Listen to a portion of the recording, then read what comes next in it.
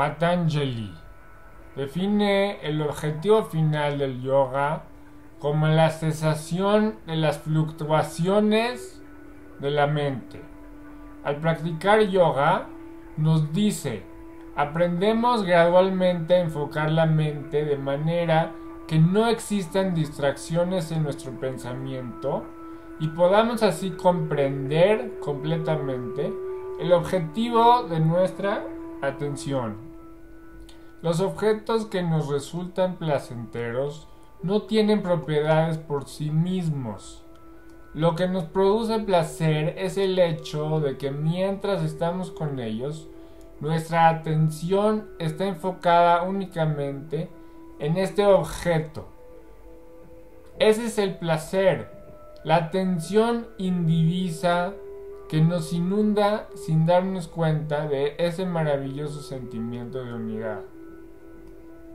En términos generales, la persona que se adentra en la práctica habitual y constante encontrará que físicamente la respiración, energía, vitalidad y metabolismo se normalizan e incrementan.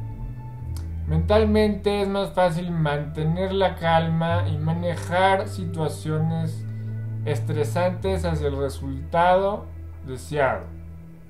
Emocionalmente se eleva la conciencia corporal, la sentimental, el sentido de comunidad y propósito, además de la interacción entre cuerpo, mente y espíritu. Etimología y origen. Por definición, de acuerdo a su raíz sánscrita, Juj, yoga, quiere decir unión. De esta raíz se derivan algunas palabras de nuestro vocabulario, como cónyuge o yunta. Tradicionalmente se considera como yoga aquellos sistemas filosóficos y prácticos que enseñen los medios mediante los cuales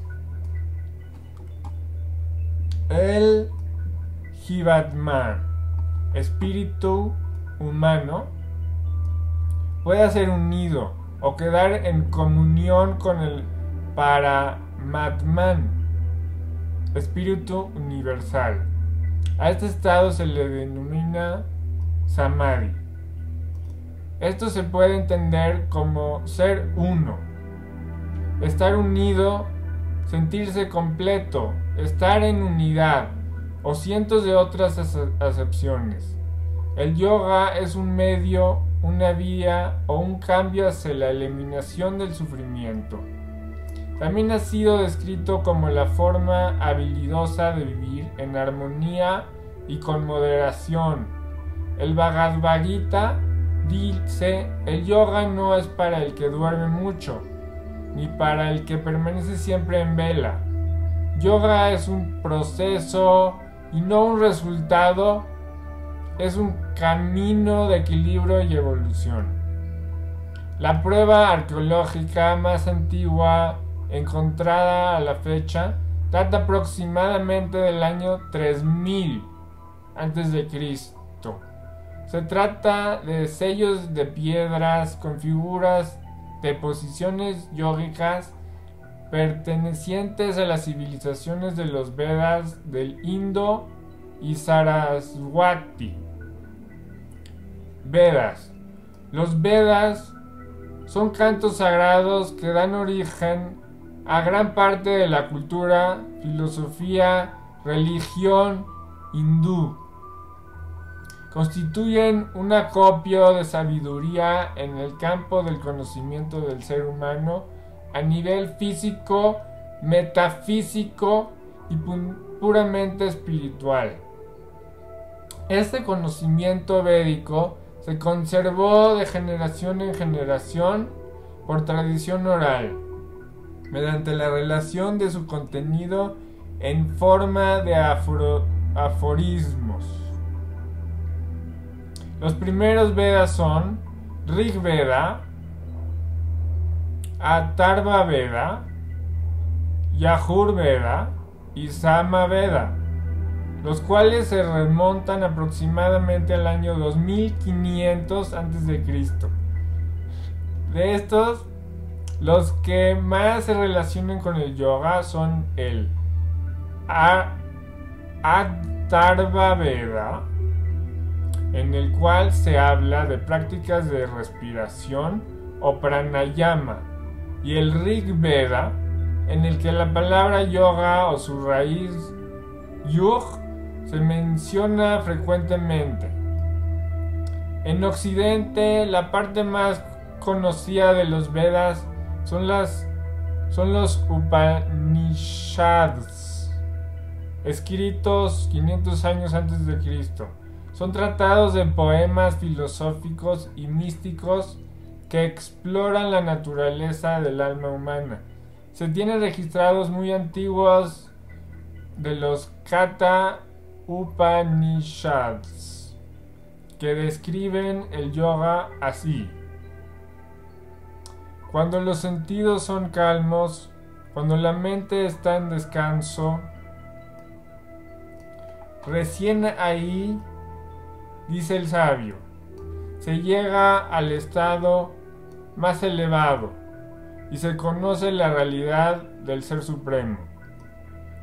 Este firme control de los sentidos y la mente ha sido definido como yoga. Contemporáneos a los Upanishads son los dos grandes poemas épicos, el Ramayana de Valmiki y el Mahabharata de Vyasa, narraciones que tratan temas morales y filosóficos. Una parte importante del Mahabharata es el Bhagavad Gita. Este consta de 18 capítulos en los que se discuten distintos aspectos del yoga: Karma Yoga, acción; Jnana Yoga, conocimiento; y Bhakti Yoga, devoción. Estos caminos son expuestos magistralmente en un código ante Krishna, la encarnación de Dios Vishnu, y Arjuna, su noble discípulo, durante el cual Krishna aclara que el Bhakti Yoga, o yoga de la devoción, es el camino más rápido. Aquel yogi que me ve en todos los lugares y que ve todo en mí, para él no estoy perdido, ni él está perdido para mí. Patanjali. Los Yoga Sutras de Patanjali son la base de Raja Yoga, pero trata todas las ramas del yoga. Constituye lo que podríamos llamar el yoga clásico. Consta de 195 aforismos. Tratan fundamentalmente de dos aspectos: la descripción de las funciones de la mente y la enumeración de los medios mediante los cuales puede lograrse el yoga, el control sobre las distracciones de la mente. Este compendio se divide en 4 libros. Samadhipada consta de 51 aforismos y trata sobre la naturaleza del yoga. Presenta el yoga como medio para calmar y conocer a la mente. Descubre los estados mentales y los distintos niveles de conciencia. 2. Sadhanapada consta de 55 aforismos y trata del porqué de la práctica del yoga y de los medios para realizarla. Medios para distinguir la mente desde la dispersión hasta un alto estado de concentración. 3. Vibhuti-pada consta de 55 aforismos y trata de los poderes, percepciones extrasensoriales o siddhis que se adquieren con la práctica avanzada del yoga y explica que estos no son un objetivo en sí y que el apego a ellos se puede suponer un gran trampa que provoca la pérdida de los logros obtenidos previamente. 4. Kaivalappada consta de 34 aforismos y trata filosóficamente de la naturaleza del conocimiento. Describe la emancipación de la mente y la realidad espiritual del universo. Los Yoga Sutras son difíciles de entender por el tema que ocupan, por los conceptos filosóficos que aparecen y porque la vida y el pensamiento contemporáneo parecen muy lejanos de estas enseñanzas clásicas. Muchos autores a lo largo de la historia han comentado los Yoga Sutras de Patanjali. Patanjali enumera las causas del sufrimiento en 5, siendo avidya la más importante. Significa comprensión defectuosa de la realidad y da origen a las otras 4 causas de sufrimiento: el egoísmo, el apego, la aversión y el miedo a la muerte. Avidya quiere decir que no vemos las cosas como son en realidad. Lo único que podemos ver es la historia que nos contamos a nosotros mismos sobre lo que es la realidad distorsionada por nuestros medios y apegos. La práctica permite notar y ser consciente de las historias que uno se cuenta a sí mismo y empezar por aceptar que solo son puntos de vista y que no es una realidad absoluta. Esta postura ayuda a poder fluir con las circunstancias que la vida va planteando momento a momento. Tipos de yoga. Los tipos o escuelas de yoga se pueden ver según sus técnicas, como son la relajación, la respiración, el cuerpo, la concentración, el desprendimiento y la devoción.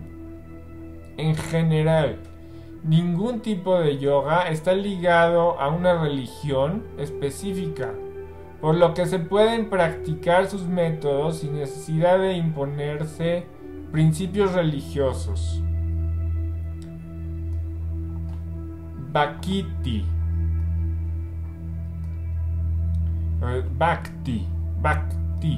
Busca la elevación espiritual, la devoción absoluta, donación o entrega total, por amor a la divinidad. El practicante pone toda su energía en la imagen de lo absoluto, transformando y purificando sus emociones en un flujo de amor puro hacia eso. Es la sublimación de todas las emociones. La diferencia con el Karma Yoga es sutil. Aunque ambos tipos de practicantes dedican sus actividades al absoluto, a los practicantes de la devoción bhaktas les interesa un conocimiento más esotérico de la naturaleza de Dios y de sus actividades. Es apto para personalidades con tendencias devocionales y emocionales, donde la intelectualidad juega un papel secundario. Proviene de las estructuras puránicas, especialmente el Bhagavad Purana. Bhagavata Purana. Siglo VI después de Cristo. Fue profundizado en los años 1970 por el movimiento Hare Krishna. Karma. En sánscrito, karma significa acción. Karma Yoga es la realización del todo a través del esfuerzo físico y mental consciente. Es la dedicación completa de las actividades, las palabras y la mente a Dios a través de la acción desinteresada y sin ánimo de recompensa. Es apto para las personas activas e intelectuales que quieran dejar el ego de lado. El que anda este camino no busca que sus acciones sean buenas o malas. Sencillamente actúa sin generarse apegos, buscando no reencarnar. Al momento de la muerte, fundirse en todo. Jñaña. En la búsqueda intelectual del absoluto o yoga del conocimiento, tiene la misma raíz que el término griego gnosis.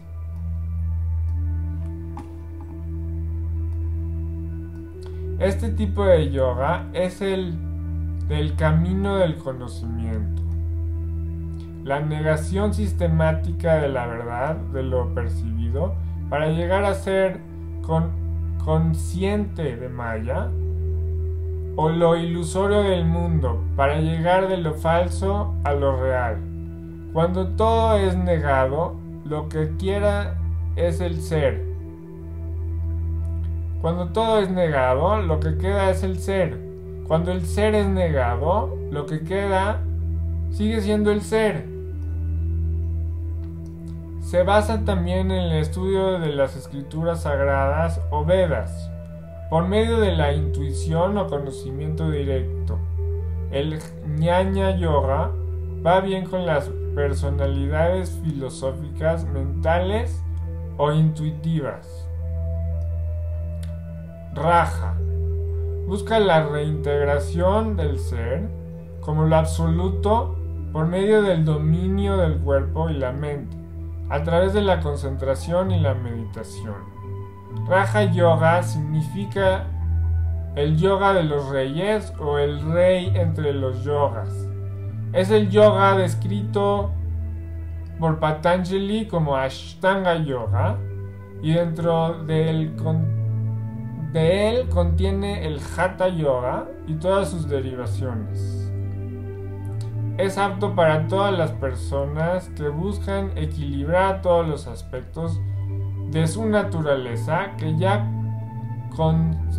consta de 8 prácticas a seguir, que perfeccionan nuestra forma de tratarnos, tratar a los demás, usar el cuerpo, respirar, sentir, utilizar la atención, meditar y conocer el todo. Linaje de Krishnamacharya. El yoga contemporáneo inicia hacia el 1925 DC, cuando numerosos maestros llegaron a Occidente creando las diferentes escuelas y tipos de práctica conocidos actualmente.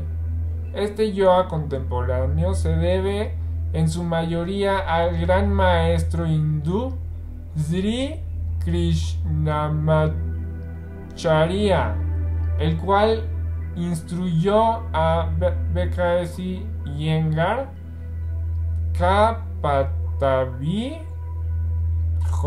Joyce, Indra Devi, T.K.V. Desikachar y Srivatsa Ramaswamy, entre muchísimos otros. Sri Trimulai Krishnamacharya es considerado el abuelo del yoga de la era moderna.